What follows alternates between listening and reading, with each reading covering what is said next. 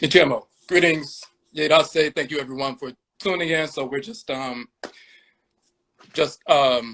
on, and we wanted to preview our upcoming AKYISAN Ancestral Religious Reversion Conference, which is this Minida, this Saturday, March 19th in Atlanta, Georgia. At the core, it's a Black-owned establishment owned by the sister Noni Love. So we're waiting for our guests. If you have any questions, of course, you can post them in the chat.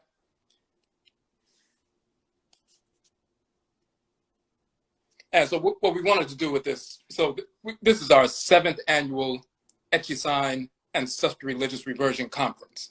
And for those of you who are unaware, hold on 1 second.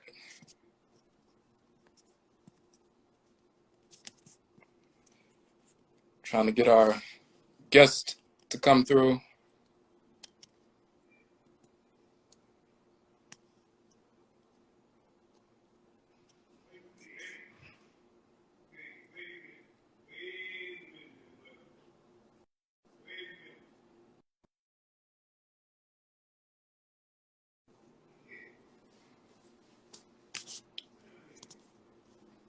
Okay, we're waiting to see if the Mut Kajara can get in.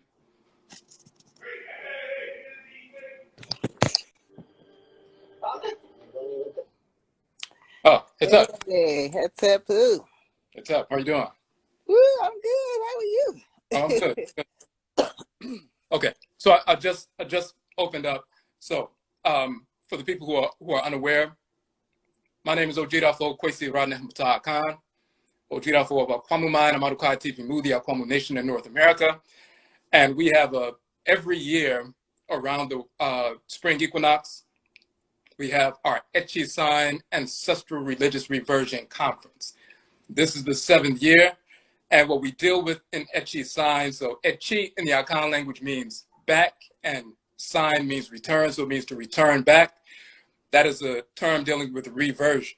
We're talking about reverting back to our original pristine state, reverting back to our ancestral religious practices, aligning with Great Mother and Great Father Supreme Being through the agency of the deities and ancestral spirits. So we don't deal with religious conversion. Only fake religions deal with converting somebody into something, trying to force them into something that we normally naturally would embrace. We talk about reversion because we're reverting back to normal. So that's what AKYISAN means. So that's why it's the Ancestral Religious Reversion Conference. And then when we look in the language of ancient Kemetic, chi means back, and sign means to return. So it's the same terminology. We continue to speak the same language and so forth. So what we focus on is our ancestral religious practices that we have preserved in our blood circles in North America for the past 300 plus years since we were forced into this hemisphere. So for example, the voodoo tradition, which is from the Ewe people as well as the Fon people and what was called ancient Dahomey, as well as the Aja empires and so forth. Now it's the Republic of Benin and Togo and so forth, Togo and Benin, and parts of Ghana and so forth. But the Ewe and Fon people, they brought the voodoo tradition or Vodou tradition to North America. In the Ewe language, the term Vodou simply means deity, divine spirit force and creation. So they continued to practice Vodou when they arrived in North America. So if you heard someone say I'm a voodoo man or a voodoo woman, they were saying I'm an Ewe man or Ewe woman, or a Fon man or a Fon woman. When the ANKH people of Ghana and Ivory Coast, when we were forced into North America, we continued to practice ANKH ancestral religion, and we utilized the term from the ANKH language Undu, and Undu means medicine, but it also from roots and trees and plant life, that's root work, but Undu also means to become heavy with the spirit through spirit possession, spirit communication. So Undu came to be pronounced hoodoo.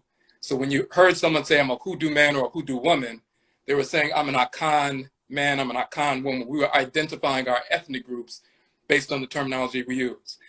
When the Yoruba people were forced into North America, the term Jew, J-U, Jew means to cast or throw. That can be casting medicine or casting energy for protection and so forth. So they continued to practice the Yoruba ancestral religion under the title Juju, because that was the most prominent expression of Yoruba ancestral religion in North America when they utilized the juju and so forth to wage war against the enemy. Just like the medicine, the root work, undu, as well as spirit possession, undu and akan, that was the most prominent expression of the akan tradition. So we just started calling our akan tradition undu, which became hoodoo. So if someone said, I'm a juju man or juju woman, they were saying, I'm a Yoruba man or Yoruba woman. If somebody said, I'm throwing the wanga, and you're going to the wanga man to throw the wanga and so forth to get that medicine, or the wanga woman. Wanga is an Ovambo term from the people of Namibia and Angola. So when they were forced over here, part of the Gullah constellation of people from the Gullah Geechee corridor and so forth, if you said, I'm a wanga man or wanga woman, I'm going to the woman to get the wanga and so forth to get purified or cleansed, or to attack our enemies, the slave masters and so forth, they were saying, I'm an Ovambo man or Ovambo woman. So when we utilize these terms, we're talking about the actual ethnic groups that preserve their ancestral religious traditions in our blood circles intergenerationally for hundreds of years to this very moment. So the priesthoods and priestesshoods of the Akan and Yoruba and Congo and Gola and Kisi and Ovambo and Basa and everybody else, we maintain those priesthoods and priestesshoods in our blood circles to this very moment. And we've preserved those traditions, and this is what we're reverting back to. When you naturally embrace your ancestral religious practice that's preserved in your spirit genetic blood circles, that is AKYISAN. And of course, we have to purify that because we've been, corrupted with misinformation, on a daily basis. So, of course, we have to, purify that. So that's what the conference is about. It's about our ancestral religious practices here in the Western Hemisphere in North America. So, with that backdrop, so this is the 7th annual. The very first conference, Mut Kajara, who was on the live with us, she presented at that first conference. Mut Kajara also is in our first documentary film, Amarukafo Adebisa, African American Ancestral Divination, which you can watch that online and so forth. And it's dealing with the same fundamental concept. We talked about the forms of divination that we preserved in our blood circles over the past 400 plus years since we've been in the Western Hemisphere. And so we appreciate Mook because she is going to present at our conference once again this year. We appreciate that. We just did the Healing and Ascension Conference a couple of weeks ago, the online virtual conference, which was a great, conference. Very appreciative that you asked me to participate in that. So what we're going to be dealing with in this conference this year, which is Saturday, for those who are just coming on, and you can still register. Registration is required.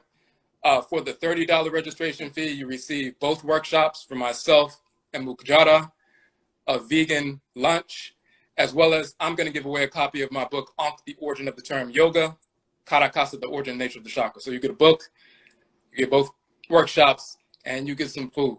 So $30. So, we do. So, so the focus for this year, we'll be talking about the nature of chi energy, sometimes pronounced ki, sometimes pronounced chi. The reason we're talking about that is because that term does not come from Japan. It doesn't come from China and so forth. When you look at our flyer, you'll see that the term chi is a title of Ra. It's also the title of a female divinity, which is Ra'et and so forth. It means high and exalted, but it's that divine living energy. So when you look in the language of ancient Khanid and Kemet, Nubian Egypt, as well as across the continent, when you look at the Fang people in Gabon and so forth, they use the term Ki, K-E-E, for divine living energy that's utilized for healing, protection, divination, and so forth. So Europeans or Asians did not come up with this terminology. But that's the energy that flows throughout every aspect of ritual practice. So we're going to, address it from different perspectives. I'll talk about it from the Akan tradition and the Hoodoo tradition. And Mut Kajara, of course, she is the founderess of Raseki, Kemetic Reiki, that modality of healing. She's published books on that. She has a number of different books, a bunch of books she's published, Do I. Yes, the Raseki Arts Temple. So I just wanted to ask you, just to give people an introduction to what is Raseki Kemetic Reiki. Okay. So Raseki Kemetic Reiki is I would say it's a lifestyle. We use the term Kemetic Reiki to help people understand that we are working with energy. And like you said, when people hear that term Reiki, then they automatically know that it's an energy healing system. Thankfully, in this day and time, it's taken people a long time to catch up. But we call ours Raseki, which is the energy that, well, it's dealing with the energy of Ra, which is the energy that comes from the sun. It's infinite energy. It's the energy that allows all of us to be empowered and alive, actually.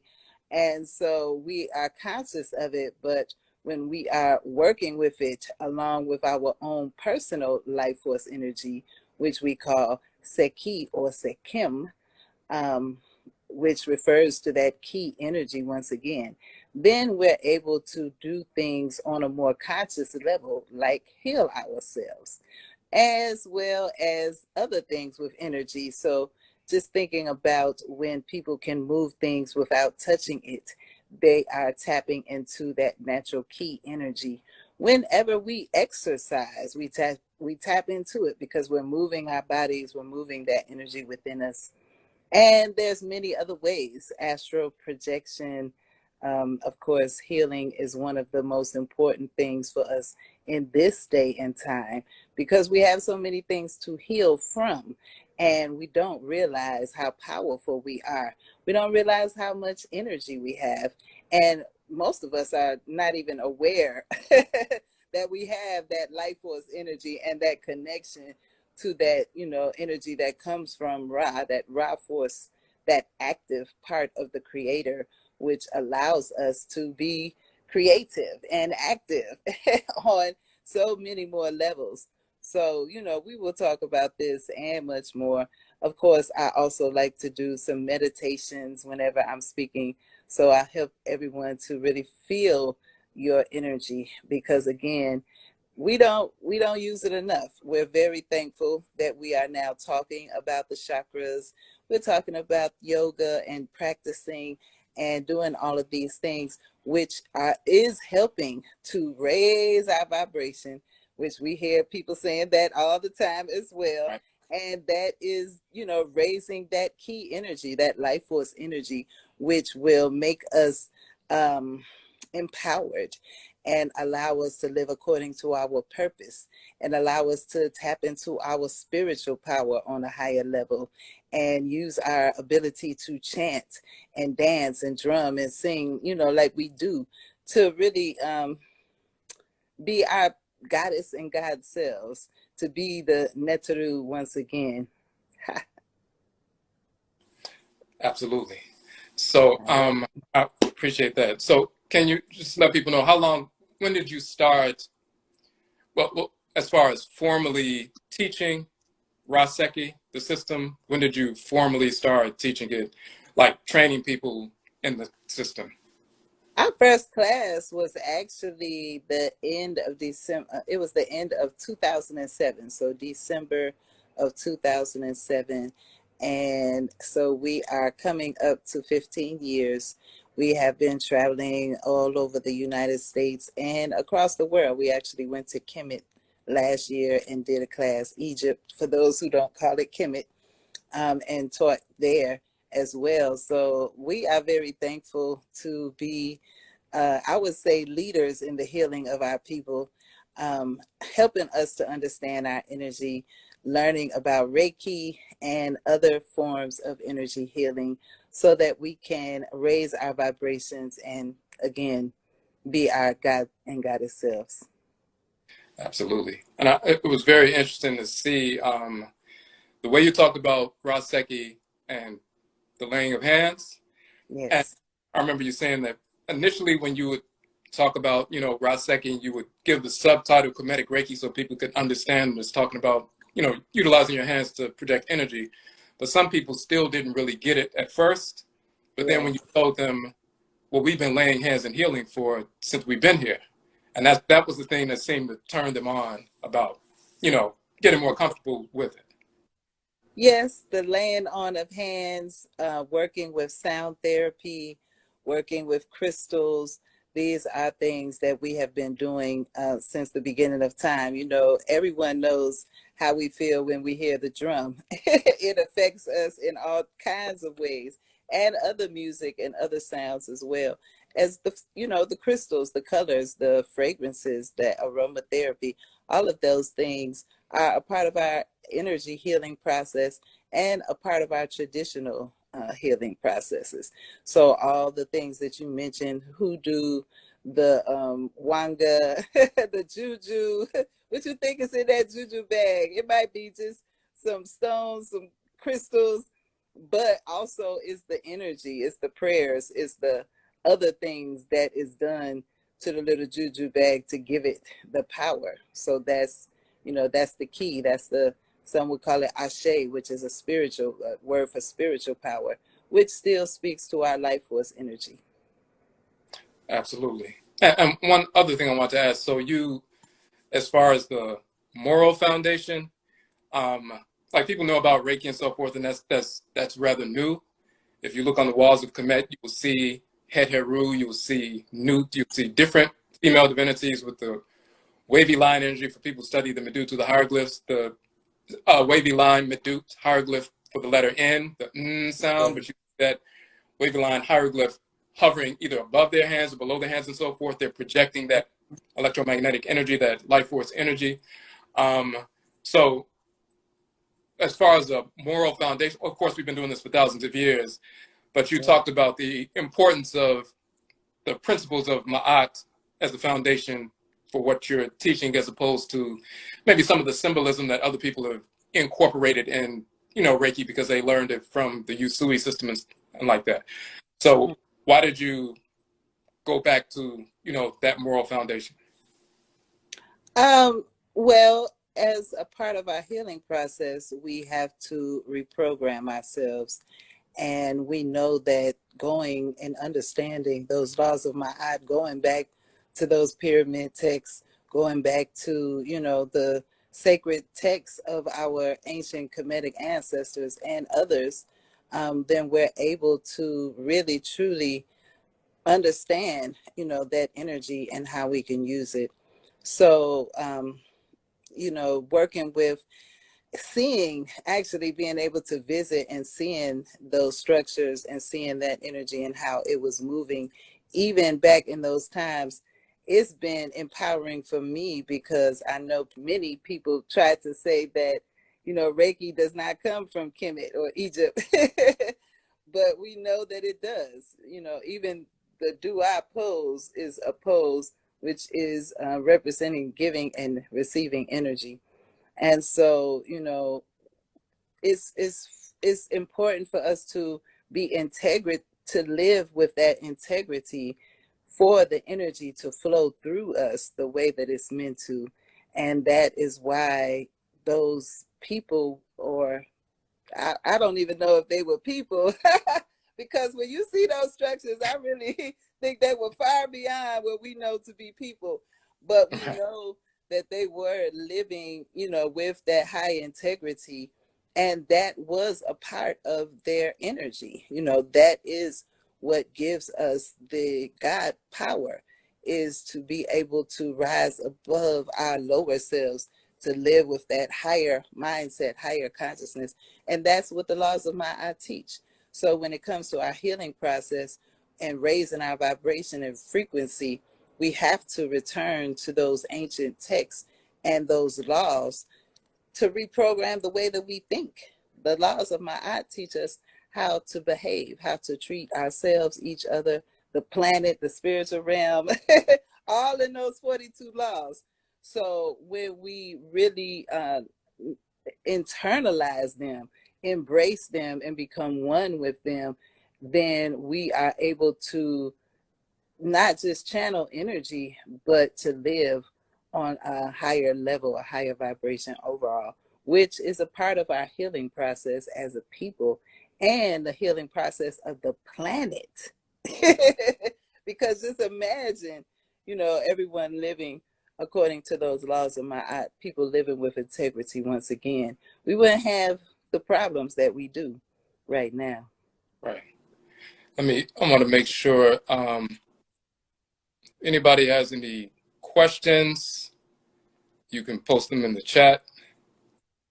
I'm just scrolling through to make sure I didn't It miss was anything. someone who was asking, how do we live according to the African traditions in our daily lives? I believe that was the question, something similar. And that the answer is to start embracing those laws of Ma'at. Say them every day. Learn about your culture.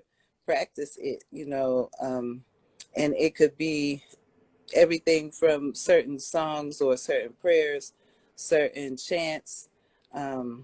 Those are the ways that we incorporate. There is the question. Practicing the ancestral religion daily. We don't call it religion, first of all. Ancestral worship, some would say, or ancestral traditions.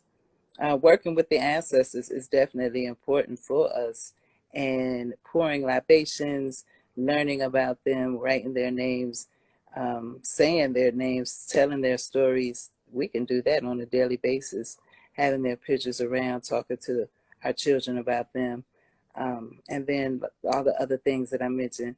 And I'm sure Brother Quasi has more to offer as well. Yeah, I just saw the question.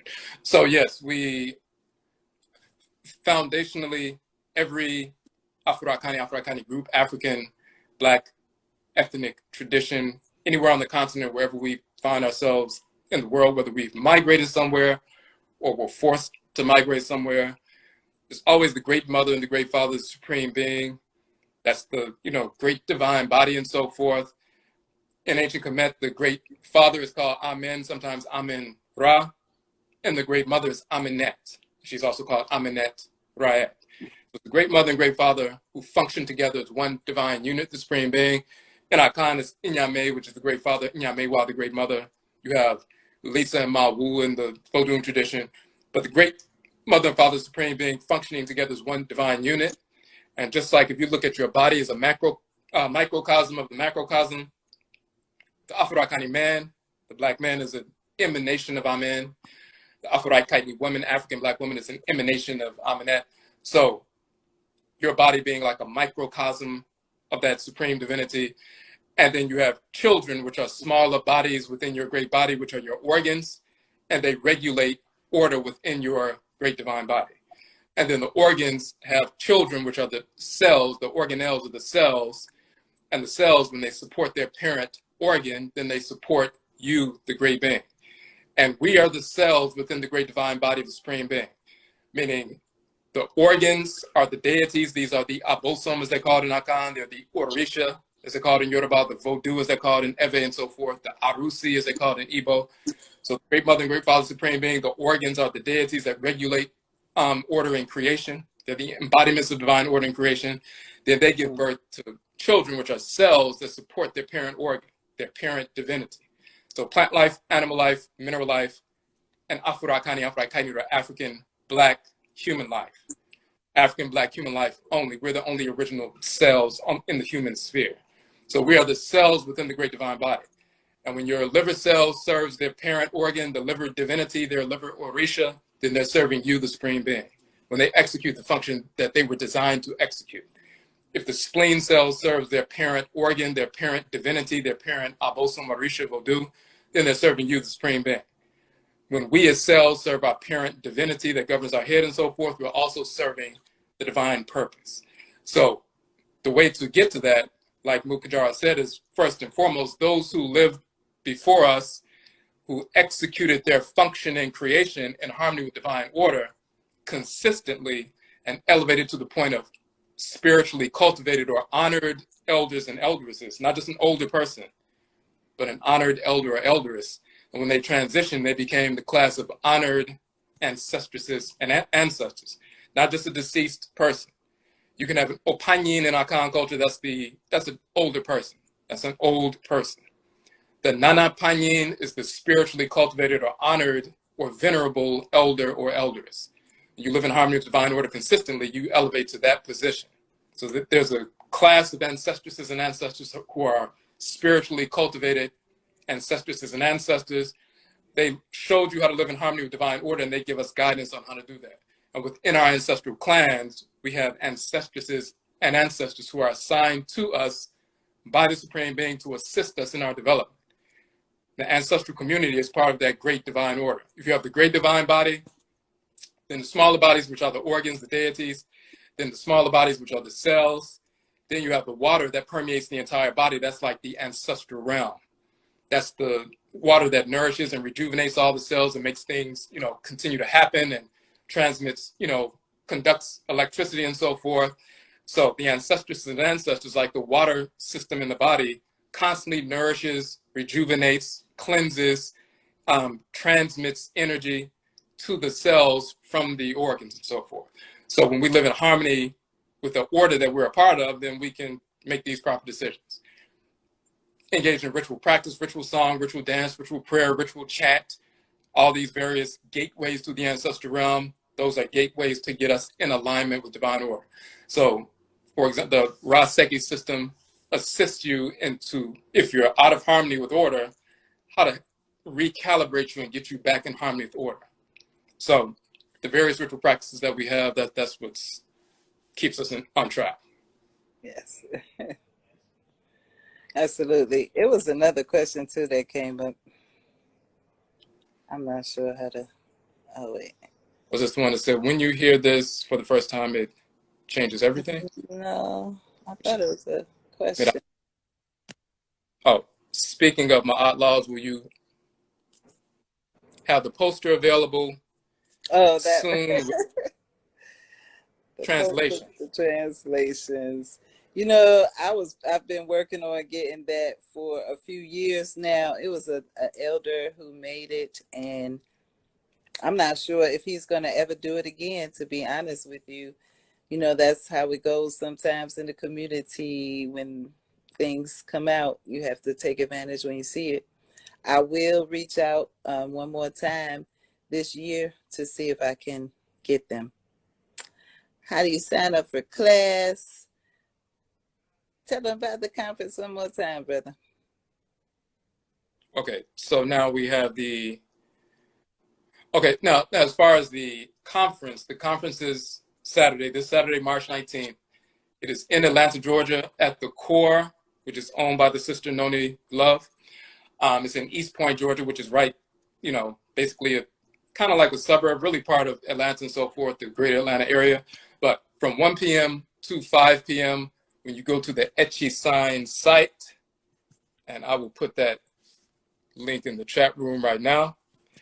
When you go to the AKYISAN site, you will see the registration information, and all you have to do is, pay the registration fee, as I said earlier, for those who are just coming in. $30 registration fee includes the workshop I'll be conducting, the workshop Mut Kajara will be conducting, as well as a vegan lunch, as well as a free copy of one of my books, ANKH, The Origin of the Term Yoga, Kara Kasa, The Origin and Nature of the Chakra. So you get the book, both workshops, vegan lunch for $30. And you just go to this page, the AKYISAN page, and I'm putting the link in here right now.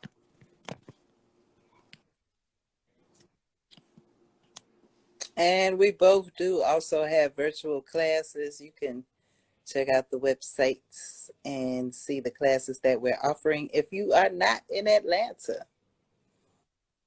Yes. So look at the Raseki Arts Temple page and the Raseki store page, all of the books that Mut Kajara has published, as well as access to her retreats, access to her classes and so forth. All of that, you can find that on the Raseki Arts Temple page, as well as the Raseki store page. And our website is rasekihealing.com. And then when you go on our page, Odwirafo.com, you can go on our page on, Instagram, and then you'll see the link in the link tree section. We have a number of courses that we have archived. We have one course that's going on right now. We have a new course that's starting next week, the Afurakani Manhood course, based on our book, Afurakani Manhood. We have one course that's ongoing right now, but we have 31 course archives. So there are 31 courses you can go and check out and download at your, at your own pace and so forth. That's on the AKYISAN page on our website. So when you go on our page, the Odwirafo page, here on Instagram, you will see links to the institution page on the website. So, but yes, for those who, if you're in Atlanta, if you want to travel, most of the time when we have these events, people in the city come, but then we have people traveling from Alabama and Florida and Texas and, you know, North Carolina, South Carolina, different places to connect. And now people are starting to connect. Some of the places are still not fully open, like here in DC. Normally we have the conference in DC. One of the reasons we moved it to Atlanta this year is because certain venues, like the venue we normally use, they're still requiring people to have a negative COVID test, which we're not doing all that.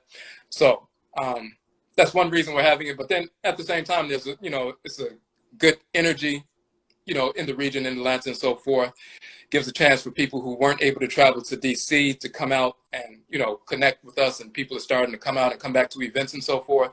So this is a good time to take advantage of that energy shift. And of course, the energy shift is that same weekend is the Khepri and Kheprit, which is the Spring Equinox, which is on Sunday morning.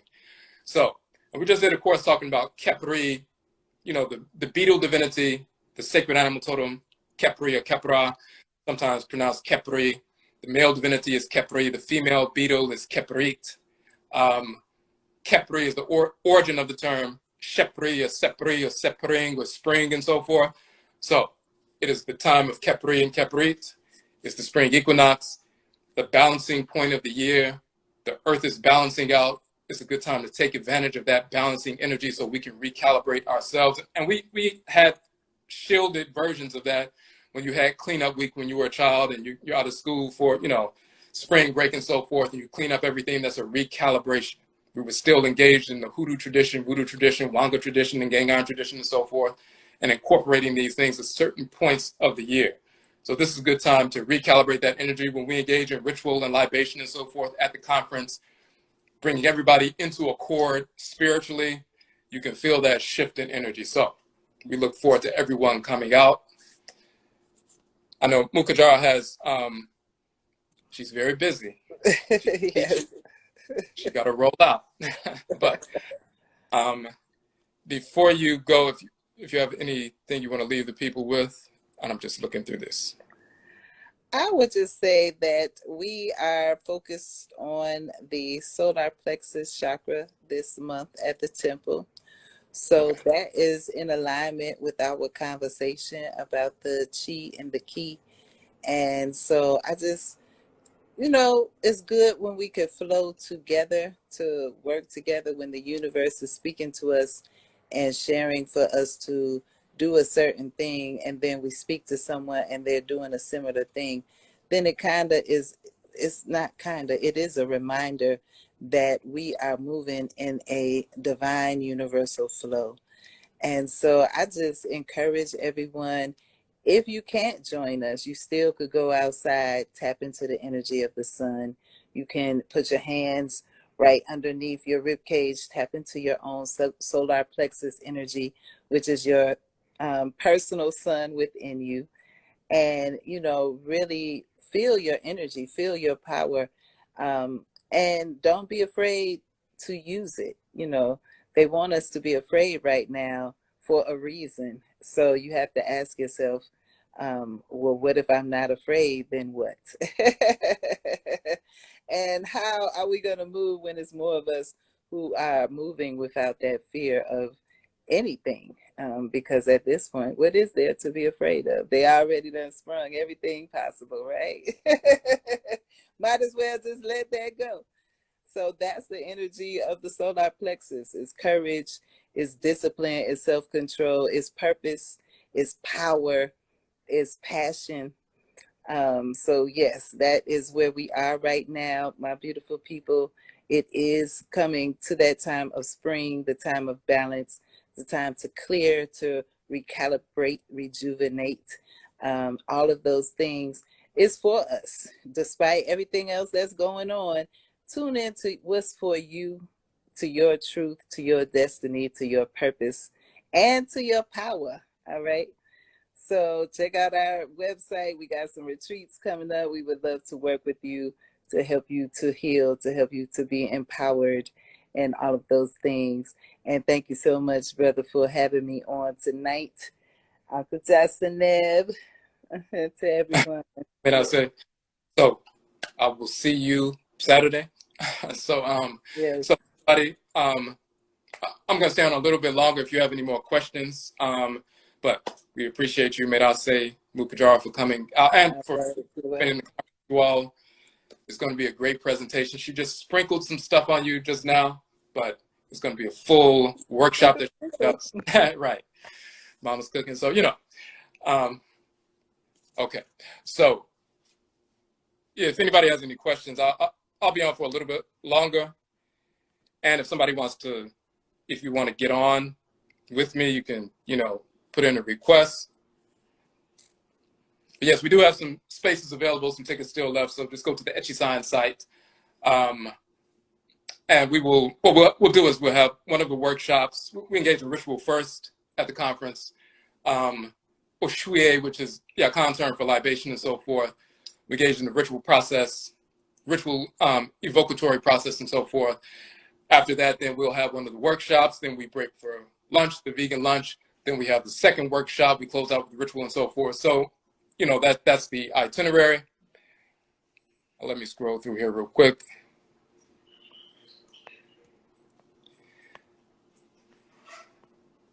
Yes, we will be doing some other cities as well. We have some different things coming up. We have three for the Aquamu Nation in North America. We have 3 yearly conferences: the Hoodoo Mind, Hoodoo Nation Festival, which takes place in October. We had that one, our 7th annual, back in October. Then we have the AKYISAN conference, which is always around the Spring Equinox, which is Saturday. Then in June, we have the Ojira Mind, the Purified Nation Conference, dealing with Ancestral nation building, restoration. So we have that conference always around the summer solstice. So those are our 3 annual conferences for the Aquamu Nation in North America. And then we also have a trip to Kemet, a group tour to Kemet coming up. We've been talking about that from May 24th through June 2nd. So we have a couple of months. We do have some spaces left open for that if some people want to join that. So you can look on our page for that. But if you have any questions about Saturday's conference, just post them. Or if you want to get on real quick, if you have a question you want to get on live with me real quick.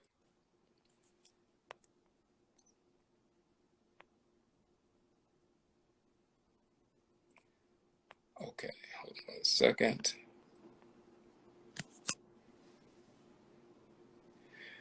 Somebody asked if anybody follows Bobby Hemmett, is he alive? From what I've heard, he's still alive. He's still healing from, apparently he had a stroke or something like that. Some kind of health issue. From what I've heard, I'm not sure, but he's still healing from that.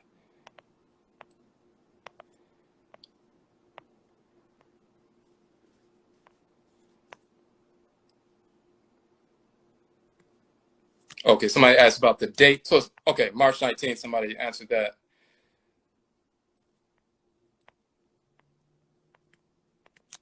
And one thing we want to talk about, so talking about the 42 laws of Ma'at, and what Mut Kajara was talking about, when you look at her system, Raseki, Kemetic Reiki, so the subtitle is Kemetic Reiki. Raseki is the healing system, and she talked about the energy of Ra as particularized and concentrated through the divinity Sekhmet to heal and rejuvenate and recalibrate and so forth, and the laying on of hands and so forth. And the moral foundation is Ma'at. Some people have taken Reiki and so forth. And when they talk about the term Reiki, they'll say Rei in the language means universal and Ki means energy. Of course, Rei is a corruption of Ra. Even in Greek and some Europeans, they still say Amun, Re, and so forth when they're talking about the divinity. That's a corruption of the name Ra and so forth. So it's that Re, them saying that Re in Asian languages means universal and Ki means energy. That is a corruption of Ra, as well as Ra'et, the creatress, and Ra's the creator and so forth. And Ki, as you see on the flyer for this event, Ki is a title of Ra. And then you have Keet, the feminine term, which is a title of Ra'et in reality.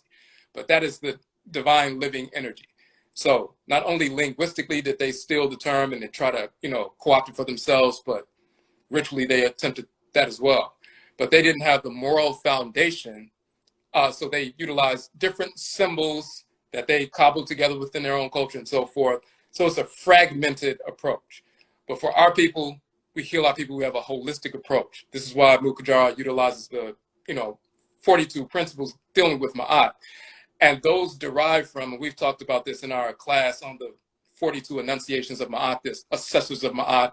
There are 42 deities, 42 Toru, 42 divinities that you ritually invoke one by one and so forth. And when you look in the sacred text and so forth, and that sacred text is simply a reflection of what people were doing, on a regular basis. So when you see the first divinity, and the divinity is invoked by name, and then they say, I will not, violate this aspect of creation that this divinity governs, and they go to the next divinity and so forth. Every one of those 42 laws are really 42 invocations of 42 different divinities. And to put it practically, if you've ever been in the home of someone who practices the Akan tradition or the Yoruba tradition or the Vodun tradition and so forth, you go into someone's home and say you see a shrine of a divinity. If someone's practicing the Yoruba tradition, you go into their home and you see a shrine for Eshu, you see the Adogun, the warriors and so forth, you see Egun, or Eshu and Ogun and Oshosi and so forth, and you, invoke these divinities, you salute them and so forth. Then you go further in the home, and that person might be an Olorisha of Obatala or Oshun or Iyalorisha, Oshun or something like that. And you go to the shrine and salute the Orisha before you sit down and start talking with the person. Or if you come into the home of an Akan person and you salute the shrine of our Nananom Nsaman, for our spiritually cultivated ancestresses and ancestors, and salute the shrine, the Nkomre of the Abosom and so forth, the divinity, and then you sit down and communicate, going from shrine to align with that force in creation, align yourself, allow your spirit to be searched out by that force in creation, to be in alignment with it before you sit down and, have conversation and communion and so forth. We do that on a regular basis. So when you see that in ancient Kemet, when you see that in the text, and you're invoking 42 different divinities, 42 different Orisha, 42 different Abosom, that's what the text is talking about. So it's talking about ritual invocation in real time, aligning your spirit with the spirit of these different divinities because they govern different aspects of creation. When you're in alignment with them, then you're fully in alignment with the order of creation. So, let's see. Just want to go down real quick.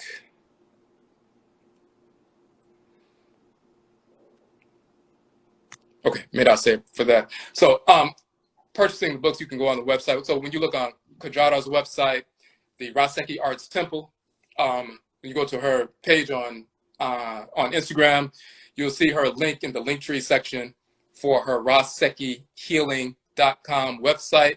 She has about 12 books that she has published so far. So Raseki Part 1, Raseki Part 2, a number of different books, healing through ritual and so forth, a number of different books, powerful books and so forth.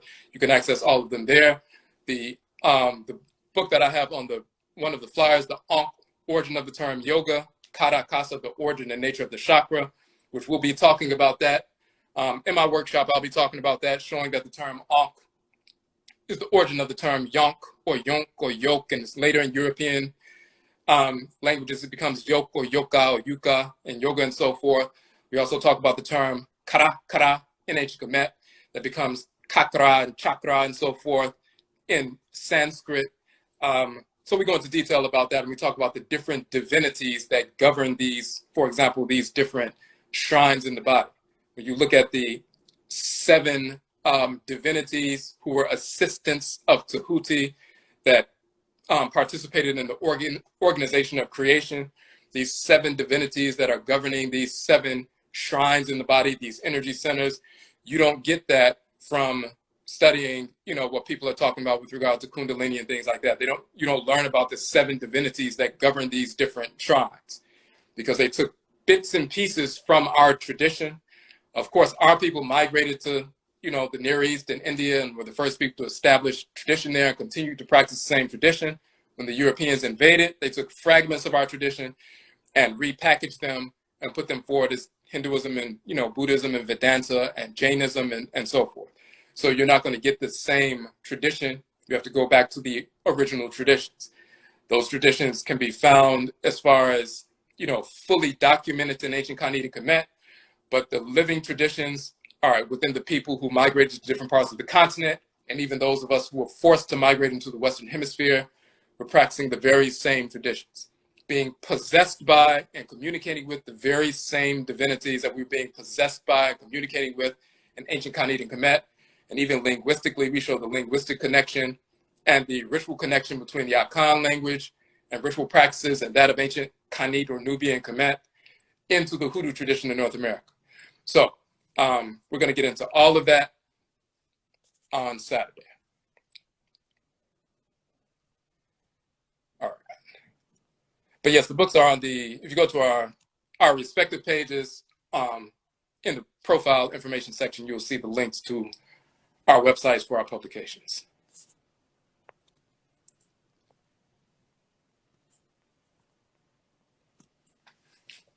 Okay, so if there are not any more questions, we'll just go ahead and end it here. We just wanted to, you know, let people know what's going on Saturday.